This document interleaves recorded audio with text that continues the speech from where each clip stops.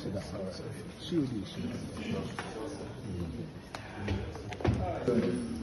are my best friends doing? Some of them have abandoned me. I know.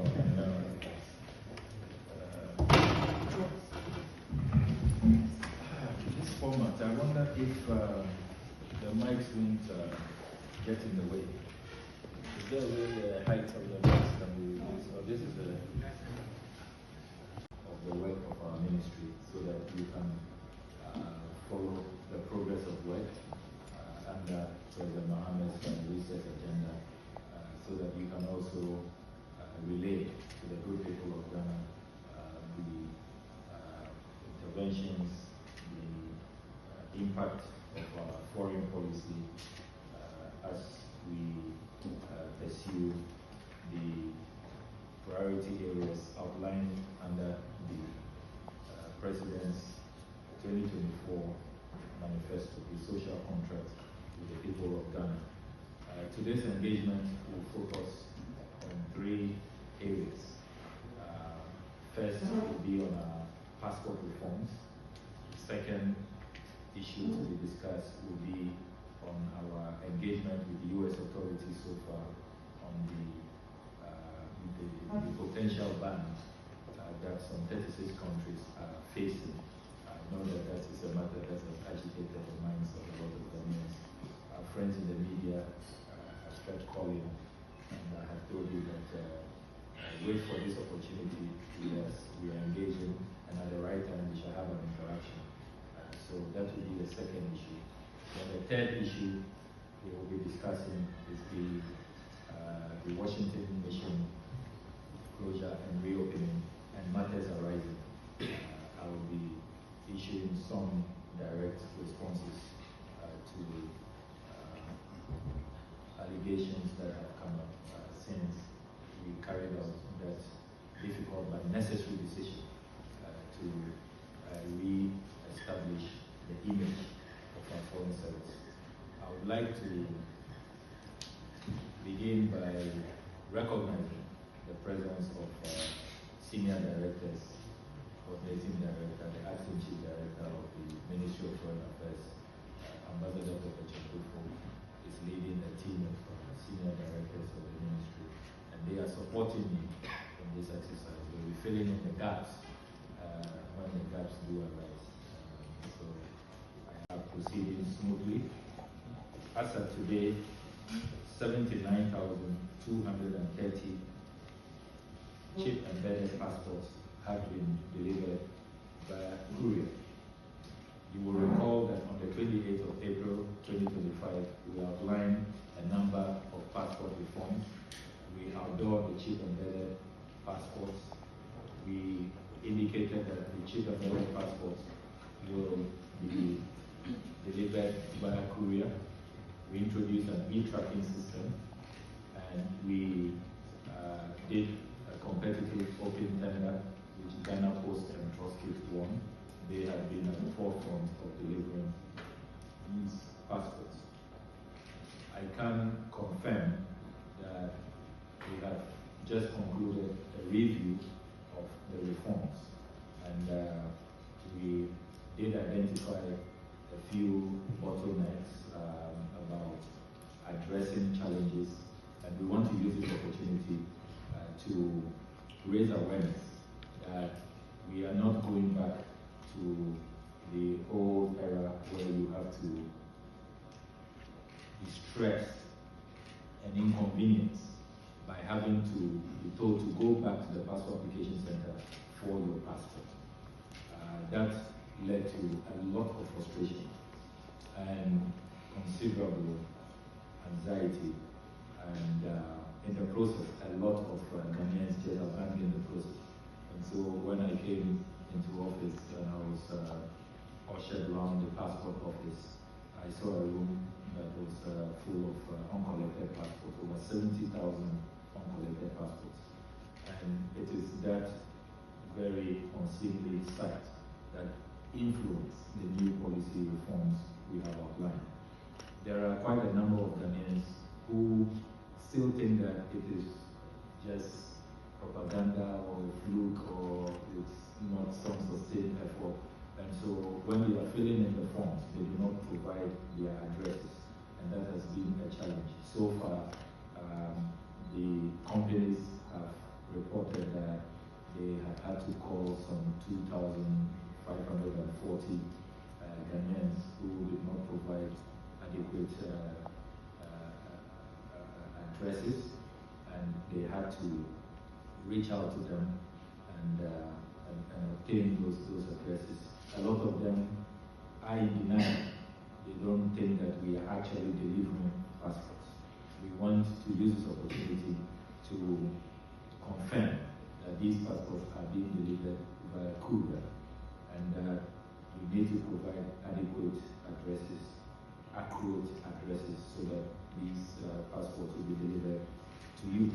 Back from recess, and we have worked on the fees and charges bill, which will soon be laid before the House. You do know that under Ghanaian law, we cannot, as a ministry, to just amend the fees and charges. It has to go back to Parliament for amendment. We remain committed to that pledge because what we discovered is that the 400% increment that occurred last year led to a significant reduction in passport acquisitions because it was really priced above affordability levels of ordinary folks. And we take the view that passports are not luxury documents, they're essential documents, and it should be accessible to all. The vulnerable, students who get admissions, folks who are safe, who under emergency circumstances may have to be flown out because we lack capacity in certain areas. So it's not the case that it is only business people or business moguls or entrepreneurs who require passports. Many people within the vulnerable category, the masses, require passports, and that is why we take the view that passports should always be affordable. And as I pointed out in Parliament, we are not making losses at all. To the contrary, the PPP arrangement we have has proven to be very profitable, and because of the recent gains that the Mahama-led administration has made with the efficient management of the currency, you do know that Bloomberg has said that the Ghanaian cedi is the best performing currency in the world. That has even given us more fiscal room. So the passport production process still remains very profitable even after the reduction. And so I commit to you that very soon Parliament will be called upon to approve the amended fees and charges, and the passport fees reduction will come into force. Let me use this opportunity to commend Ghanaians for their patience. I know that since the announcement was made, following the parliamentary question I responded to, many Ghanaians have been in anticipation and have really been expecting that the fees should have been reduced by now. But remember that at the time Parliament was on recess, we had to wait for the recall of Parliament. Now Parliament has been recalled. We have worked. What the Finance Ministry is doing is that they are looking at the fees and charges in a comprehensive manner, not just to touch passports, and then later on we need to do another amendment with other fees and charges as regards public services. So a comprehensive review is underway, and ours has been factored in. So I am confident that this meeting of Parliament will soon approve the new fees and charges, and then the reduction from 500 cedis to 350 cedis will take effect. So, memos from the White House and State Department, and according to Washington Post, 36 countries are facing a looming visa ban. 19 countries had earlier been banned, and this is the second attempt. You will recall that in President Trump's first term in 2017, he did carry out the first round of bans, and then this is the second one he has done, which affected some 19 countries. The Washington Post report has created considerable anxiety, and that report came to all of us as a surprise. I can confirm to you this evening that the government, led by the Honorable Foreign Minister, has engaged U.S. officials. We've had very productive meetings. Only this week we continued with the engagements. The U.S. authorities have now formally brought to our attention, so it is no longer a leaked report. They informed us that 10 days ago they were informed by the White House on the plans to take an expanded view of the President Trump bans. The ban, according to U.S. officials, will affect countries not complying with some 12 items, a criteria that they have outlined. Those 12 items, as they have formally communicated to us, they are varying. They cut across a wide array of matters of concern to U.S. authorities, including terrorism, countries that fund terrorism, state-sponsored terrorism. It includes countries that have become agents for violent extremists to operate. It's on their list. Then they are also talking about countries not cooperating with the ongoing deportations that the Trump administration is carrying out. Then there are issues to do with overstates. So countries that have a high rate of overstates. Those who receive U.S. visas for specific periods and abuse the immigration laws of the United States, where they do not comply with the terms of their visa. So you have a 3-month visa, you are allowed to stay for 3 months or 6 months per your visa, but then you overstay. The U.S. officials have communicated to us that the challenge we face really relates to advise visa applicants to stay within the terms of their visas. Please respect U.S. immigration laws, respect the immigration laws of all countries. Just as we expect that when nationals of other countries are issued Ghanaian visas, they will comply with the terms. And you do know that in recent times, we have also been removing people who are unwanted here, who are in violation of our laws, who are destroying our water bodies, who are destroying our forests, who have overstayed their welcome. So every country reserves the right to carry out these interventions every now and then.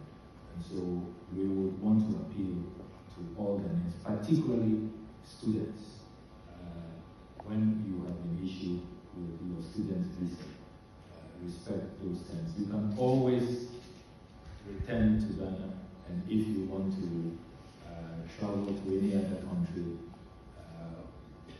with your new degree and another classification, probably this time to go and work, or as a tourist, you can obtain the relevant visa.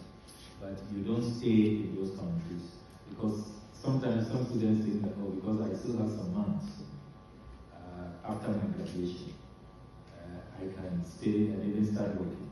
No. The student visa that you have received is unique for that status. Students, academic pursuit. You cannot work with it. You will be in breach of it. There are various kinds of visas, D1, D2, F visas, J visas, and they all stand for a particular purpose. If you are going to the United States as a tourist, there is a specific classification of visa you receive. As a student, a unique classification. As a worker, unique classification. So you may think you have a few months and you want to, as we say, stay and do some any work, but you will be in violation of US law. And you are adding to the numbers, and that is why there are some 21% of you.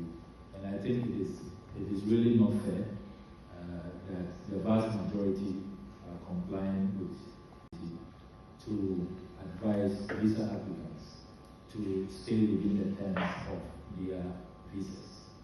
Please respect the US immigration laws, respect the immigration laws of all countries.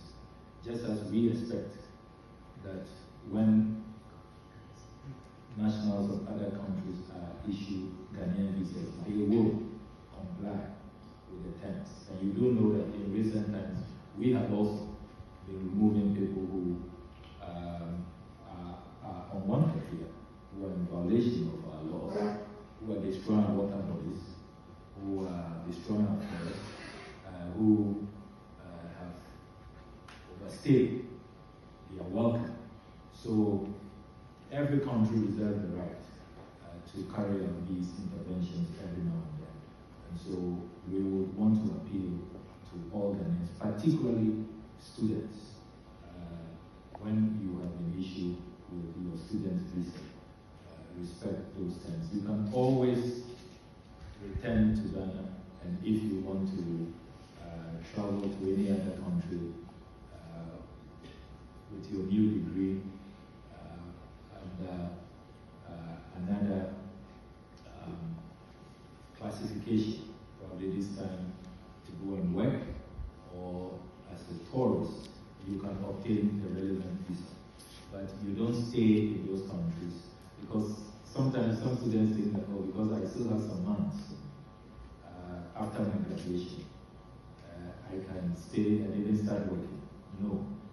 The student visa that you have received is unique for that status. Students, academic pursuit. You cannot work with it. You will be in breach of it. There are various kinds of visas, B1, B2, F visas, J visas, and they all stand for a particular purpose. If you are going to the United States as a tourist, there is a specific classification of visa you receive. As a student, a unique classification. As a worker, unique classification. So you may think you have a few months and you want to, as we say, stay and do some any work. But you will be in violation of US law. And you are adding to the numbers. And that is why there are some 21% of you. And I think it is really not fair that the vast majority are complying with. The Ministry of Foreign Affairs has observed 88 Ghanaians on President Trump's deportation list. And our embassies in New York and Washington have been complying with our counterparts in the United States. And so far, travel certificates are promptly issued once we see the evidence, and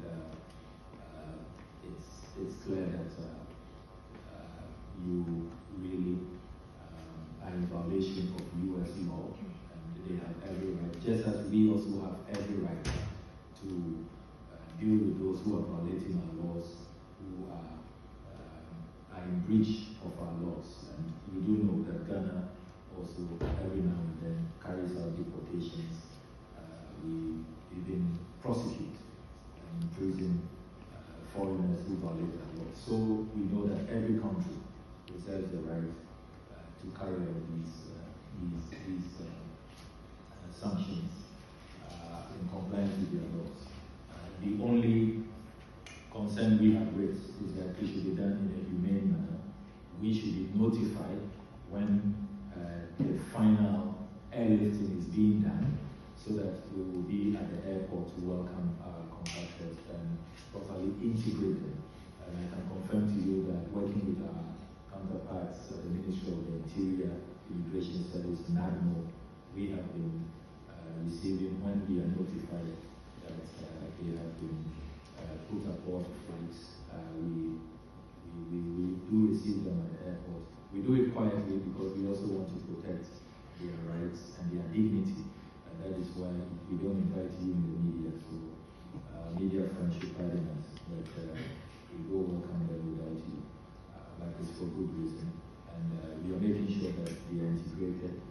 Because the 7% under which they are deported, often they don't have the opportunity to probably go for their belongings or savings and all of that. It's done quite in a rapid manner. And it is our duty to make sure that they are properly integrated.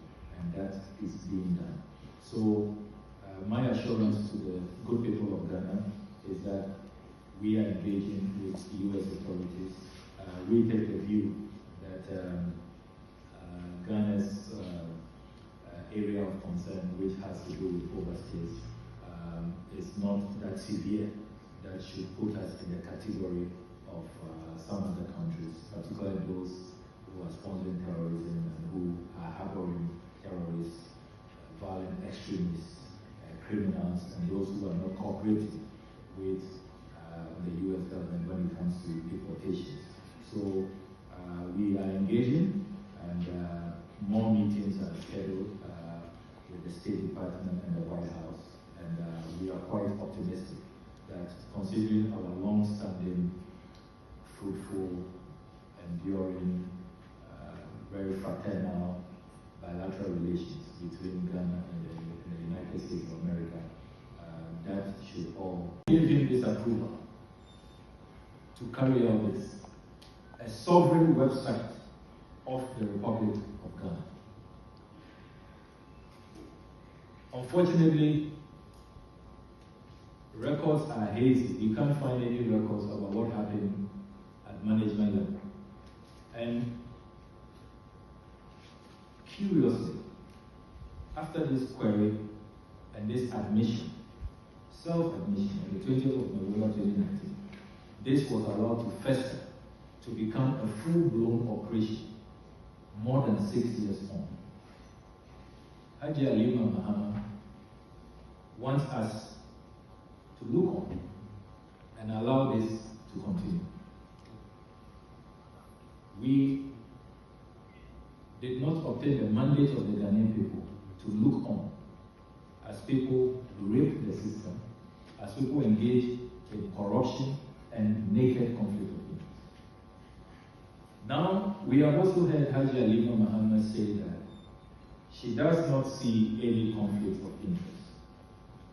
That is most shocking and condemnable.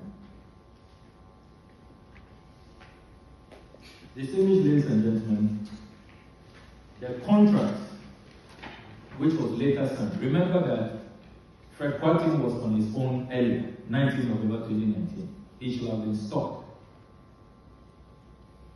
He was not stopped, he continued. Then in 2023, Ambassador Hajia Alima Mahama decided, instead of stopping this, which was not brought to the attention of the ministry, she decided to legitimize it by signing this contract, a copy of which we make available to you. A contract which takes effect January 1st, 2023. And the signatories to this contract are Her Excellency Haji Alima Mahama, the Ambassador, and the service provider, Travel Ghana Secure Data Center, signed by Mr. Fred Quartin, who describes himself as Assistant Engineer. How can an ambassador sign an agreement for the provision of courier services and other visa application services with her own staff, her IT officer, who had been accused in 2019, and he admitted on the 20th of November 2019 of creating this illegal, unauthorized link which diverts 99%, virtually all. He made it impossible for you to apply for your visa and receive your visa, your passports, without going through his system. Instead of this gentleman taking his account. And I'll give you copies of the contract and you see this. We don't even have opportunities under this contract if he doesn't perform, if there's non-performance, for us to abrogate the contract, to take him on. I have never seen any sweetheart deal of this kind. Very abhorrent, very repugnant, and absolutely unacceptable. Now, what is also extremely worrying about this contract is that this contract does not give Fred Kwarteng any ceiling. When you read this contract, there are no figures. Fred Kwarteng can charge any amount that he wants. Can you believe that? So no wonder when the average FedEx, UPS mailing rate is between $6 to $10. He was charging between $29 and $60. And some have said that they even paid more. Now, they claim that the embassy so desperately needed courier services. Beats our imagination because you are dealing with companies that offer courier services. FedEx, UPS, USPS offer a full package, and most of our missions use these services. Indeed, next door, the New York mission, they deal directly with FedEx, with UPS. So what was so spectacular about Fred Kwarteng's company? What was so superior? That we needed this company in the middle, that we couldn't deal directly with FedEx. How come New York, the New York mission, is able to deal directly with FedEx, with UPS, with USPS? And they carry out courier services, everybody knows, in the United States of America. How come New York deals directly? Indeed, before Fred Kwarteng arrived at the embassy, the Washington mission was dealing directly with FedEx and UPS. Haji Alima Mahama has not responded to this matter as well.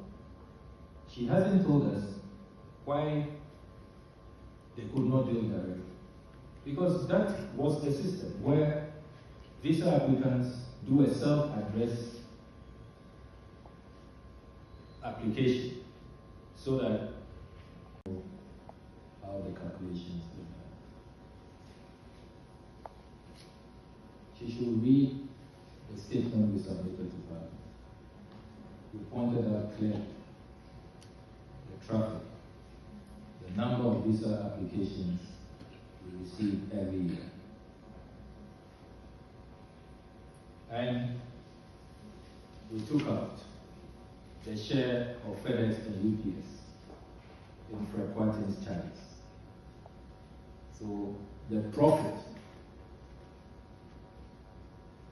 is clear. It is even a conservative analysis we have done of $4.8 million. And we stand by that figure. It's a very conservative estimate.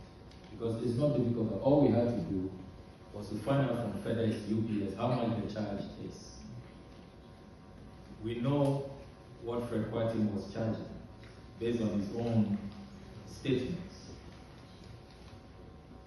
And all you have to do is multiply that by the traffic. And we have the data which we can share with you. Because we know people in our system, we have to account to auditors. So it is not difficult at all. You can do the analysis yourself. And the disingenuous statements, the falsehoods being peddled out there, you can help to throw light and bring sunshine. People want to obfuscate matters and make this issue complex. It is not complex at all. It's a very simple matter. There are laws that have been breached, the clear diversions. And you see, they disingenuously make statements like, oh, he hasn't taken any money from Ghana. Ghana hasn't lost any money. It is people who came to make payments to Mr. Kwati. And then they ask, oh, if they had made a payment to FedEx, to UPS, will we be concerned? First of all, how did he come by this contract? We have laws in this country. We have procurement laws. The naked conflict of interest. I mean, if we are going to be tolerating this, you work in an IT department, you work in this ministry, you see an opportunity, then you quickly go and register a company, then you come to me, then I sign a contract with you. Imagine the passport director sees an opportunity to do the courier services we are doing now. Then he goes to register his own company, then comes to us. And then we are paying him to work at the passport office, and at the same time, we have a contract with him where he's profiting. The point is clear. If this was done properly and had gone through a legal department, it would not have been signed by Haji Halima Mahama. This contract would not have been based on unconscionable. We would have protected those who apply that all of these matters, which are really legacy issues, which we have inherited, we are going to address them once and for all. And indeed, we are addressing them. We are putting in place new systems that will allow for multiple calls to be received at the same time. We are also making sure that our officers are trained and are more responsive, more courteous on the phones. And we are really overhauling the system, putting in place stronger internal control so that these things are not allowed to recur. We take the view that the reforms that we are outlining will improve our image and will lead to an enhanced image of the Foreign Service, which is a really reputable organization, as you do know, a very distinguished service of our country. And we should not allow a few bad acts to really tarnish the image of the Foreign Service of the Republic of Ghana. So that will